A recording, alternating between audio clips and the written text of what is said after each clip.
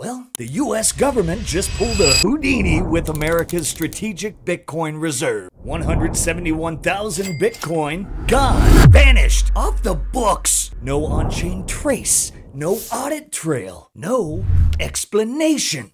We now know, thanks to a Freedom of Information request, the U.S. Marshals Service only holds 28,988 BTC. That's 85% less than Arkham Intelligence and other trackers have estimated. That's 20 billion in digital gold missing. And just as Trump's laying the groundwork for a strategic Bitcoin reserve, we find out that the Bitcoin isn't there. Meanwhile, Elizabeth Warren is going postal. Congress just banned CBDCs. Vanguard's being dragged kicking and screaming into Bitcoin exposure. CNBC's talking $13 million Bitcoin. And Michael Saylor says MicroStrategy will be added to the S&P 500. This isn't just a bull run. This is the collapse of trust, the fall of fiat, and the rise of Bitcoin as the hardest money ever created or discovered. Welcome back, I'm Rustin, and we got a lot to get to.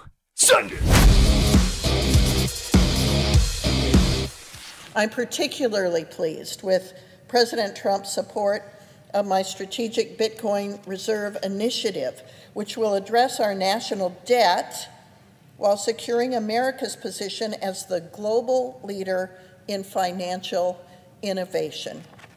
As Bitcoin comes into more usage, its use makes the whole system more secure, more robust, and more capable of serving our needs all over the world. We should be the global leader with this fantastic new ledger-based asset that is in a digital format that is going to be transformative of everyday economy and puts the everyday American, in fact, the everyday worker all over the world in control of their own money. What a wonderful blessing for hardworking people all over the world to have this great new technology and to have America lead the way in implementing this wonderful, wonderful innovation. Well, it's going to be pretty hard to be the Bitcoin superpower of the world and do anything about that insurmountable debt when we don't hold or sell all of America's Bitcoin. On July 16th, independent journalist Lola Leitz hit the mother lode. She FOIA'd the U.S. Marshals Service and uncovered the hard truth. The U.S. government only holds 28,988 BTC. That's it. Not 210,000, not 190,000, not even close. Apparently, we're just as low IQ as those morons in Germany. Sorry, Germans, it's your government that's stupid. Us too. Arkham estimated over 23 billion in BTC held by the government across agencies. While there's still a lot to be done on this, instead right now we've got $3.4 billion worth. That's it. This is a massive scandal and a possible cover-up, a quiet liquidation of America's most valuable asset right as Bitcoin enters escape velocity. How dumb can you be? And Senator Lummis is furious. Quote, if true, this sets the U.S. back years in the Bitcoin race, and we agree. Oh. Let me guess, they left the strategic Bitcoin reserve on Pam Bondi's desk. Actually, there was supposed to be an Epstein joke here, but as it got deleted. Must have probably deleted itself, right? Probably never existed, actually. Let's move on as a country and ignore that.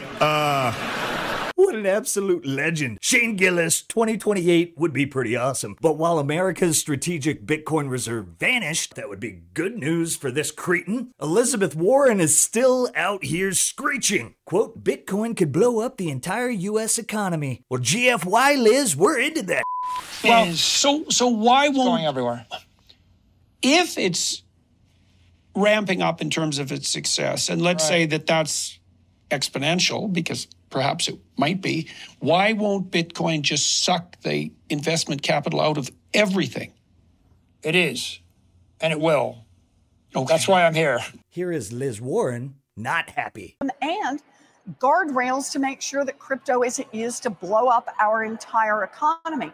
So I'm very worried about that, but I want to add one more twist, and that is the Clarity Bill has all those problems, but it also has a provision in it that would let any company listed on the New York Stock Exchange opt out of SEC regulation by just digitizing themselves, put themselves on the blockchain, and all of a sudden it turns out that Amazon or Meta or General Motors is no longer governed by the SEC. You do realize that literally would blow up the value of the New York Stock Exchange. That whole... Ladies and gentlemen, it may be time to harvest. She's mad because Congress just moved forward with some major bills, including a ban on CBDCs. Think about that. CBDCs were supposed to be their master plan, their surveillance coin, the programmable money, the ultimate control grid. But now, Congress is slamming the brakes because Americans aren't buying their dystopia. But make no mistake, the state will have its proxies. Stablecoins are private CBDCs. Next time you hear stablecoin, you should just hear this. Say it with me now. Central bank digital currencies, slavery, money. They're the same thing. Go ahead, let them implement yield control and pump Bitcoin to $13 million. They're scared because Bitcoin is winning. Now this is hilarious. Pour one out for the highly vanguarded. Vanguard, one of Bitcoin's loudest haters, is being forced to hold Bitcoin anyway. Next, Vanguard's unintended exposure to Bitcoin. The firm has long held firm that Bitcoin has no inherent economic value, is an immature asset class, and is not appropriate for long-term investors. Yet, Vanguard is now the single biggest shareholder of Strategy, as you can see here, Michael Saylor's software firm that's become a proxy for Bitcoin. Vanguard owns 20 million shares, and the reason? Index investing. Vanguard mutual funds and ETFs that passively track indexes have no choice but to end up holding shares of Strategy, even though the firm dislikes Bitcoin. Irony, clearly. And MicroStrategy is about to be added to the S&P 500, and that means every S&P index fund will have to hold it. A hot topic recently has been the idea of MicroStrategy or strategy eventually qualifying or being included in the S&P 500. Do you think that, that might happen? Do you think that it's important if that happens? Is it overhyped? How are you thinking about that? Yes, it might happen. The decision's above my pay grade. It'll be made by human beings, by a committee, and they may or may not make it whenever they may or may not decide. On the margin, I think the direction of travel is we will be incorporated into more and more indexes, and I think eventually we will be incorporated in the S&P 500. I don't know when. Right? To the extent that the S&P 500 stays relevant, right? The risk for them is if they don't incorporate the innovative tech companies, then they become irrelevant and they underperform versus QQQ or some actively managed fund. So there's an incentive, but on the other hand, organizations have a degree of risk aversion and inertia to them, so some move faster than others.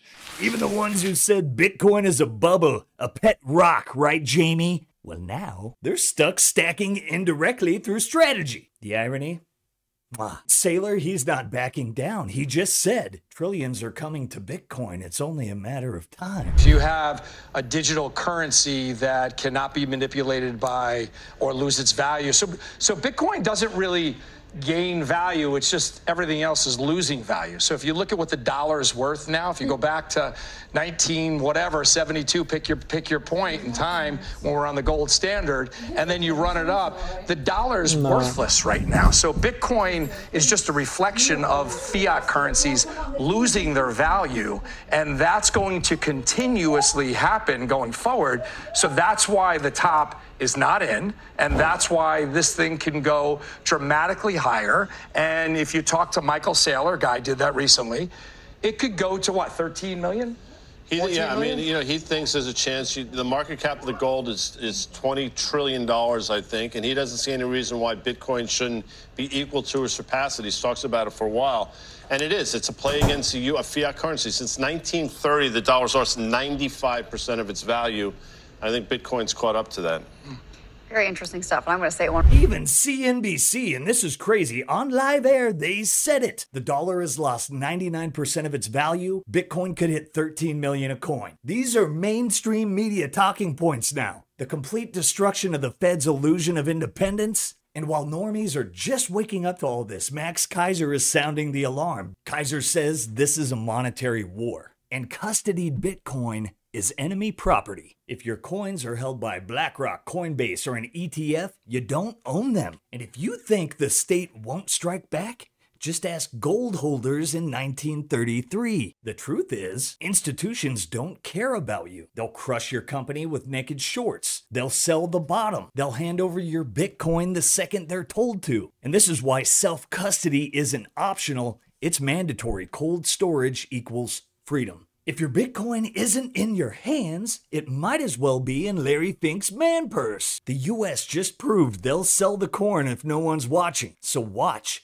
take custody, get educated, and fight back. Fight back by taking self-custody and securing your Bitcoin with a Coldcard Q. If sketchy exchanges, locked withdrawals, seizures, censorship, hacks, and government 6102 orders keep you up at night, well, you can sleep well knowing your sats are stored on a signing device serious about security. Grab a Coldcard today, use the link below, and don't forget to use code SIMPLY for 5% off. And don't forget to check out the tap signers. These things are awesome. Easy multi-sig, and also the sats cards make great gifts and ways to kind of orange pill your friends. So head over to CoinKite, and if you need any help setting up your Coldcard, getting your privacy protected, or getting Bitcoin from an exchange into self-custody, and if you need any help setting up your Coldcard, getting your privacy protected, or getting Bitcoin from an exchange into your Coldcard, our friends over at the Bitcoin Way have got you covered. No tech skills needed. They will guide you from start to finish on your Bitcoin journey towards sovereignty. Schedule a free 30-minute consultation with the best in Bitcoin support and services using that link in the show notes. Here we go.